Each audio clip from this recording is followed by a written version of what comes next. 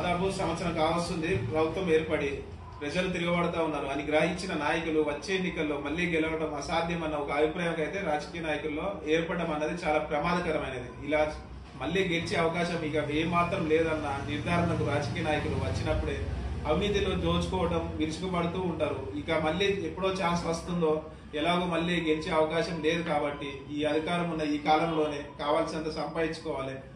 ఆ ఆలోచనలో ఎప్పుడైతే కానీ రాజకీయ నాయకులు వెళ్ళిపోతారో అప్పుడు పరిపాలన బాగలేదు అన్నప్పుడు మళ్లీ గెలిచే అవకాశం ఇక లేదు అన్న నిర్ధారణకు వస్తారు చూడండి లీడర్లు.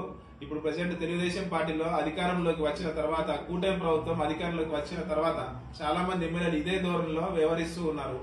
విమర్శ అయితే చాలా విస్తృతంగా ఉంది. ఇది ఎందుకు వెళ్ళిపోతుంది అంటే తెలుగుదేశం పార్టీ నాయకులే తట్టుకోలేక, ఎమ్మెల్యేల అవినీతి ఈ వ్యవహారాన్ని తట్టుకోలేక సొంత పార్టీ వాళ్ళే పెద్ద పెద్దలకు కూడా పదే పదే ఫిర్యాదు చేసి స్థాయికి పరిస్థితి వెళ్ళిపోయింది ఉన్నట్లు లేవు. చంద్రబాబు నాయుడు గారు కూడా సరే అవకాశాలు ఉన్నప్పుడు సంపాదించుకోండి, వైసీపీ హయాంలో మొత్తం డబ్బులు ఇచ్చుకుంటూ సంక్షేమ పథకాలు అమలు చేసుకుంటూ ఆ స్థానం చేసి కూడా గెలుపు గ్యారెంటీ లేకుండా పోయింది.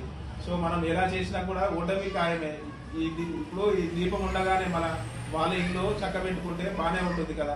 ఒకవేళ ఓడిపోయి మళ్ళీ ఒక 5 ఏళ్ల పాటు పోరాడుకునేందుకు ఇదంతా ఒక ఇంధనం లాగా వాళ్ళకి పనికొస్తుంది కదా అన్న ఆలోచనలో చంద్రబాబు నాయుడు గారు కూడా ఉన్నారు.